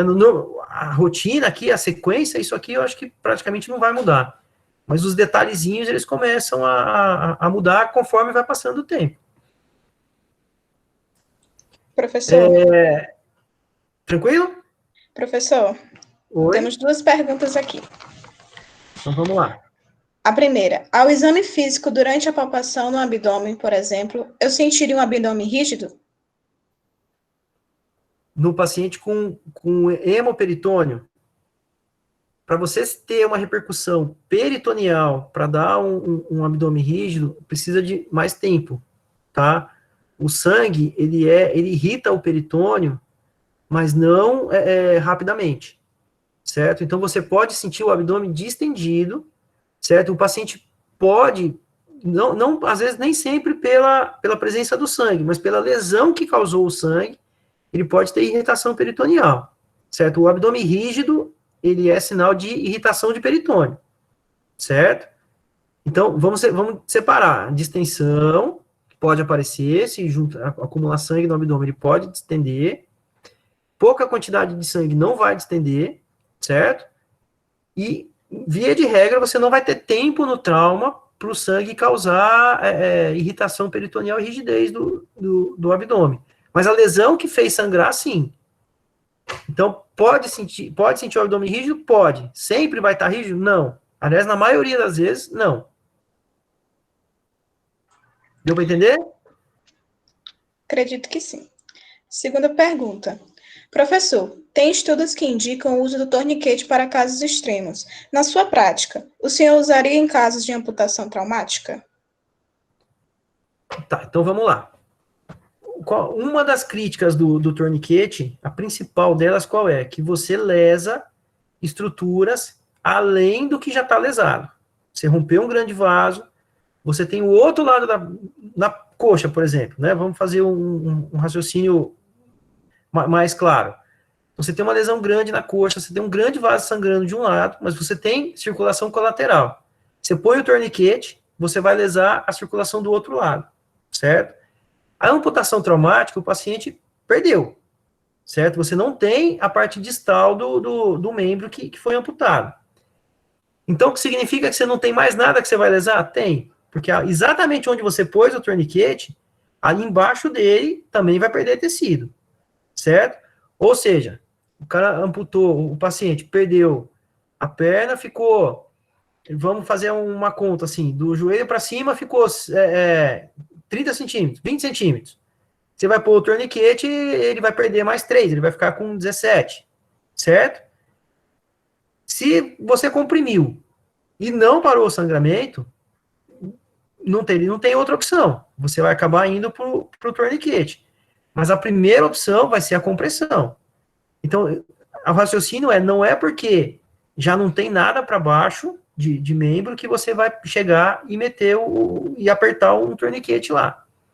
Entendeu? Então, a pergunta aí, a minha resposta seria, se não resolver com a compressão, sim. Mas a primeira opção sempre vai ser a compressão direta. Tranquilo? Perfeito, professor. Pode continuar. Tá. O nosso carinha apareceu aqui de novo, ó. Acho que é a última vez hoje. O que pode ter de pegadinha aqui no C? Tá? Vamos começar. Apesar de a maioria dos acidentes em adultos jovens, não é exclusividade de adulto jovem, tá? Idoso também sofre acidente, certo? E velho toma remédio, entendeu? E o que acontece? Alguns medicamentos podem atrapalhar a sua avaliação. Beta-bloqueador, vocês sabem que é um medicamento que é usado para controle de pressão arterial, ou dependendo do caso de arritmia, e ele vai atuar diminuindo a frequência cardíaca. Ele retarda o batimento cardíaco, o coração vai bater mais devagar. Esse paciente que usa esse medicamento, se ele tiver um trauma e perder sangue, ele não vai fazer uma taquicardia como deveria fazer. E o paciente que usa anticoagulante ou antiagregante plaquetário, normalmente o paciente que teve um infarto, por exemplo, ele vai sangrar mais do que os outros. Então, são medicações de muito uso muito comum aqui no idoso. E uma outra pegadinha que tem no idoso, às vezes por perda de elasticidade da parede arterial, o paciente está com débito cardíaco baixo, ele não está perfundindo direito os órgãos, o sangue não está chegando adequadamente no cérebro, em todos os lugares que tem que chegar, ou seja, a perfusão dele está ruim, mas você mede a pressão dele não está muito alterada. Então, uma pressão arterial normal no idoso não necessariamente significa que ele está bem. Criança é uma grande pegadinha. Vocês conversarem com o médico, vocês vão ouvir os dois lados da história. Vocês vão ouvir assim, a criança aguenta muito mais do que adulto. Você vê, criança cai de 5 andares e criança de borracha, não se machuca. Vocês vão ouvir esse lado da história. Como também vocês vão ouvir assim, criança para morrer, para afundar é um minuto. E quem está certo? Os dois. O que acontece? A criança ela tem uma reserva funcional muito gigante. Então, a criança pode perder uma grande quantidade de sangue, por exemplo, e não fazer aquela resposta exagerada, ficar taquicárdica, sudoreica, perder consciência. Ela consegue manter algo mais próximo da normalidade por um tempo muito maior, proporcionalmente com uma lesão mais grave. Só que quando rompe essa reserva funcional, a deteriorização da criança é mais rápida que do adulto. Então, ela demora mais para complicar, mas quando ela complica mais rápido. O mesmo raciocínio se faz com o atleta. Tá, o atleta o atleta, lógico, não é o cara que corre um pouquinho no fim de semana, é um atleta, né, de verdade, profissional.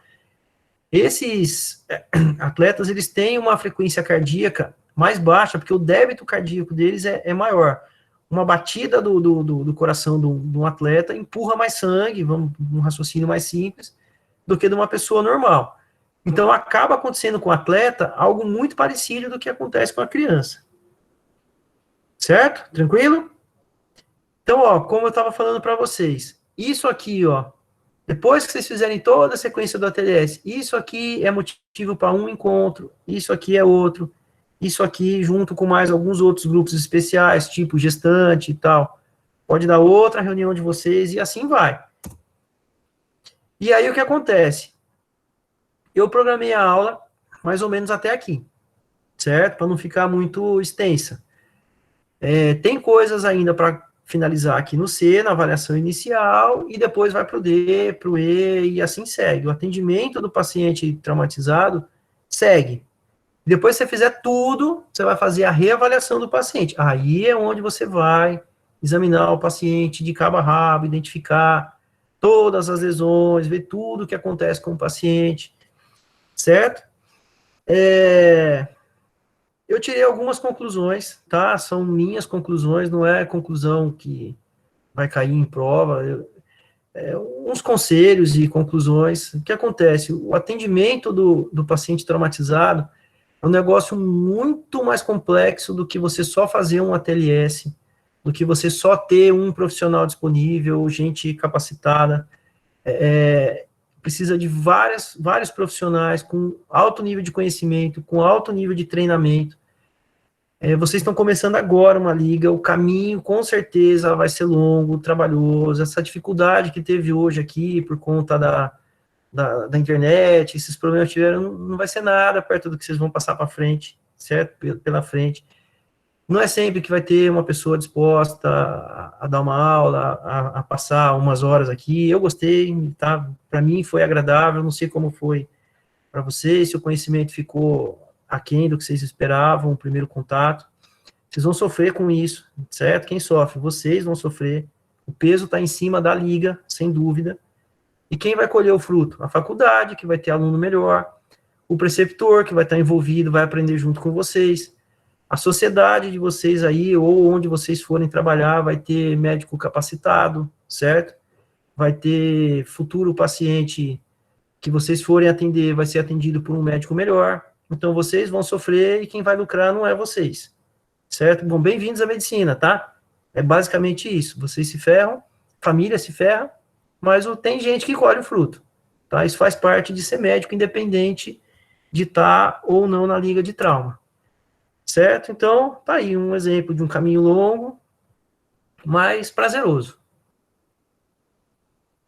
Professor Hugo, gostaria de agradecer ao senhor pela brilhante palestra que ministrou aí para nós. Eu tenho certeza que todos nós estaremos saindo daqui hoje com um conhecimento de trauma aprimorado. E a gente gostaria de aproveitar a oportunidade, sua expertise, para fazer algumas perguntas. A Mariana e o Kevin anotaram algumas perguntas que fazem parte das dúvidas que os presentes aqui tiveram nessa noite. Isso. Então, sem mais delongas, eu vou iniciar aqui a primeira pergunta. Só restam duas, né? Que as outras foram respondidas durante a aula. Que a Thaís pergunta: a ultrassonografia FAST é sempre indicada para pacientes que apresentam alterações na palpação dos pulsos ou é feita em todos os casos de politrauma?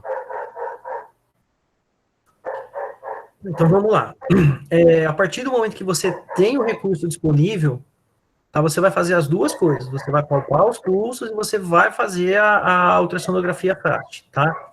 Um FAST, né? E você não vai deixar de fazer, certo? Então, ela estaria indicada em todos os pacientes, a partir do momento que você tenha o recurso disponível, que você saiba usar o recurso. E por quê? Porque é rápido, é muito rápido fazer, e te agrega uma informação muito importante, entendeu? O ATLS, ele sempre pesa isso. Quanto tempo eu demoro para fazer isso? Qual o benefício que eu tenho de fazer? Qual o prejuízo que eu tenho de não fazer? Desde o A, certo? Quanto tempo eu demoro para identificar uma lesão de coluna cervical? Quanto tempo eu demoro para pôr o colar e deixar isso para depois? Certo? É mais rápido eu pôr o colar e deixar isso para depois. Ah, e se tiver? Eu já tratei. Temporariamente eu tratei. E se não tiver? Depois eu tiro o colar. O FAST é o mesmo raciocínio. Quanto tempo demora para passar o ultrassom? Menos de 10 segundos você consegue fazer. Quem é treinado, consegue fazer muito rápido. Então, a ideia é que você faça sempre. E a palpação do pulso, ela pode te dar uma noção da gravidade, da repercussão disso para o paciente.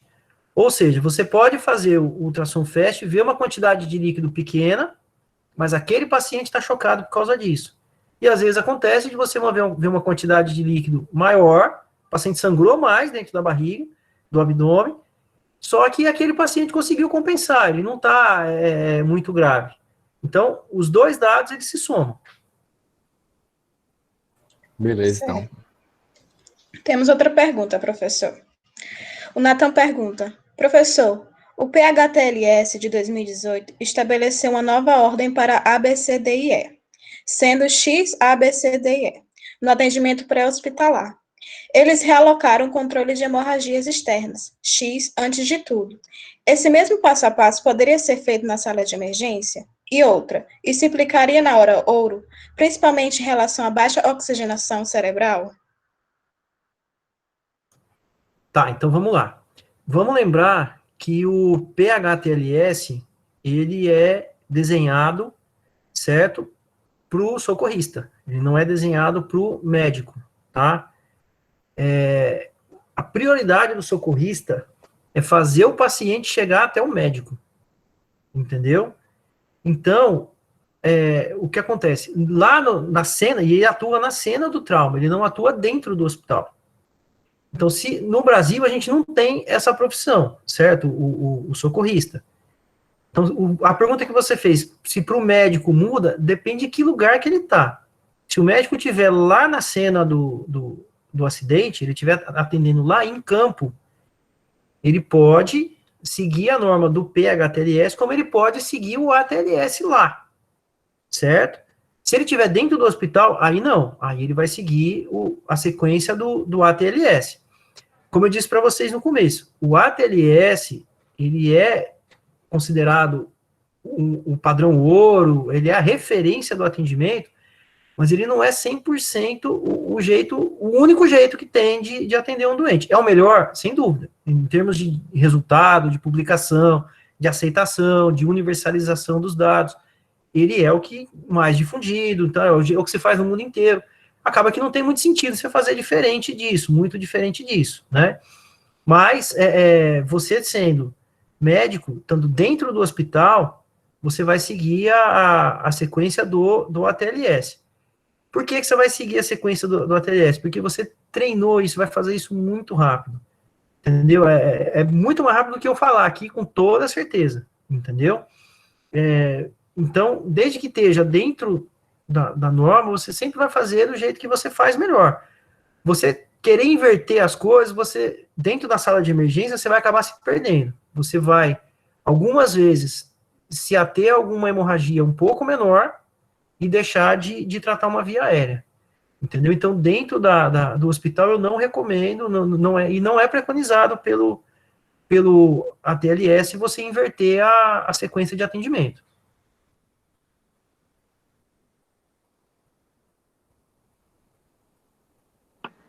Acho que as perguntas foram finalizadas. Isso, Mariana, ainda tem mais alguma? Kevin?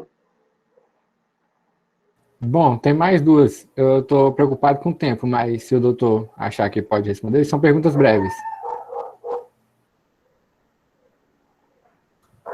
Não, vamos lá, estou à disposição. Então,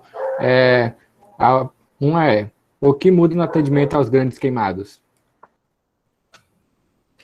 Tá, o que muda no atendimento ao grande queimado, na essência, né, do atendimento, é que a reposição volêmica, ela tem que ser grande. Esse paciente perdeu um volume que você não vai ver de cara, ele vai chegar normalmente chocado, e você não vai ver, ele não vai sangrar, né, ele perdeu uma quantidade grande de um volume, né, grande, que você vai ter que repor.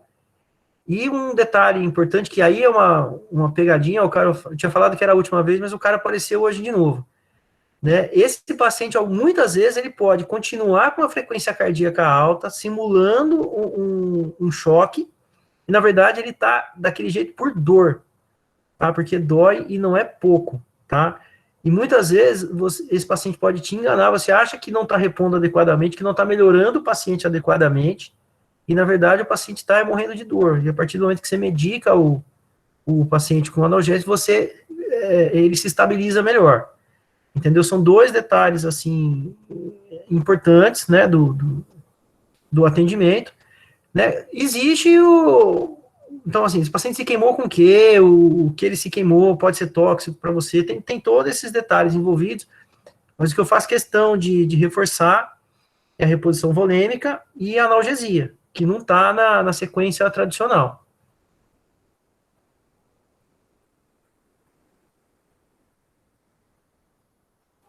E a última é que pergunta se muda algo no ATLS para os gestantes. Tá, a sequência do ATLS, ela é a mesma, independente de ser ou não gestante, tá?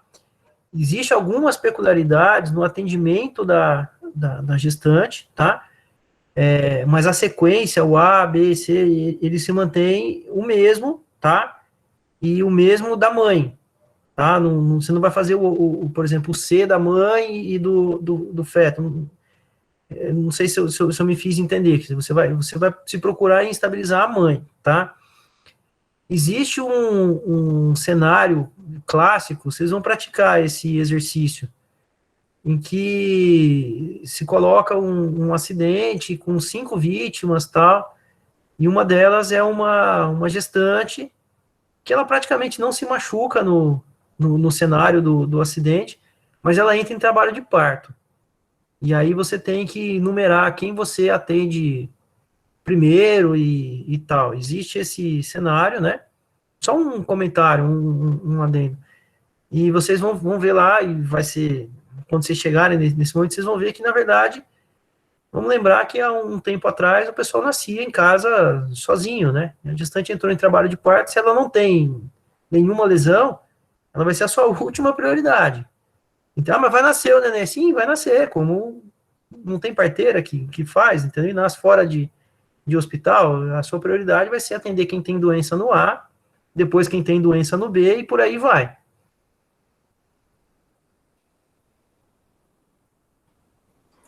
Professor Hugo, se deixar, tem muita história, né, professor? Para contar de vivência.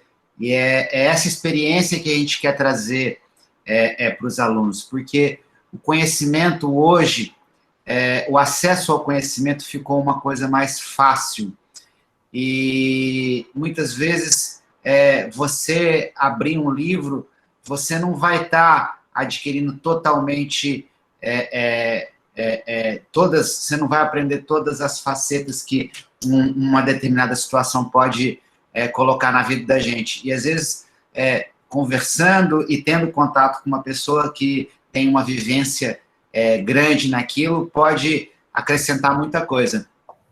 Então, eu queria agradecer mais uma vez ao professor Hugo por ter se disposto a vir aqui hoje falar e passar essa experiência, essa vivência que ele acumulou ao longo desses anos todos de vida profissional, e dizer que foi uma grande honra e que a gente espera que você seja a presença constante aqui nas reuniões da nossa Liga Intensiva do Trauma. Muito obrigado por sua participação, por ter doado seu tempo a nós todos aqui. Bom, eu faço questão de agradecer, né, o convite, tá? Pode ter certeza que a gente, preparando uma apresentação, a gente continua aprendendo, a gente sempre continua aprendendo, tá? Eu achei, assim, bom a oportunidade que vocês me deram, gostei demais da oportunidade, tá? Gosto bastante tanto de conversar, de trocar conhecimento, como gosto também da parte teórica de trauma. Foi uma experiência, da minha parte, bem agradável, tá? Espero que eu tenha contribuído com vocês. É um assunto extremamente extenso, né? Não é um negócio que vai ser resolvido com 1, 2, nem com 10 encontros, né? O assunto não acaba nunca, e quanto mais aprender, mais vocês vão fazer reuniões específicas, né? Hoje nós vamos discutir pneumotórax hipertensivo, 3 horas só de pneumotórax hipertensivo, né? E a grande vantagem da Liga, que eu acho, é que vocês controlam o que vai ser feito, né? A liga, ela, claro, é uma liga acadêmica, né? Ela tem o pé na ciência, na academia, o coordenador da liga existe o preceptor, né, médico, no caso, o professor que coordena a liga, mas os alunos têm uma voz muito forte, principalmente na organização dos temas, né?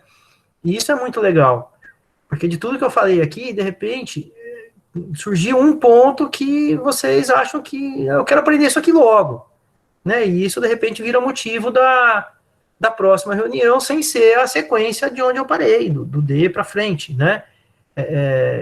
Então, assim, da minha parte, foi uma satisfação. Professor? Deixa eu tirar aqui. Tá me escutando? Estamos? Oi, estão escutando? Estamos sim, Isadora. A gente queria te agradecer por essa aula.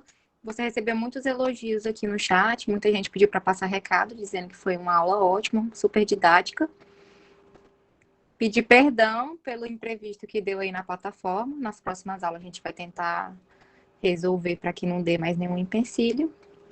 E foi uma ótima aula.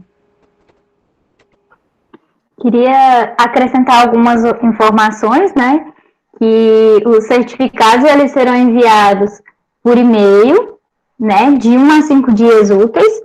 Caso você não receba no e-mail, na plataforma Ivem3, onde você tem acesso a esse evento, o certificado dessa aula vai estar disponível. Quero, em meu nome, em nome da Liga também, Isadora já agradeceu, eu quero reagradecer a disponibilidade do Hugo e a disponibilidade do nosso orientador Edgar em estarem aqui presentes. Fora isso, quero acrescentar que haverão mais aulas, né, na Maratona do Trauma, e essas aulas vão ser divulgadas no Instagram da Liga. E no mais é isso, eu agradeço também aos participantes que nos ouviram até aqui, e no mais é isso. Muito obrigada, pessoal.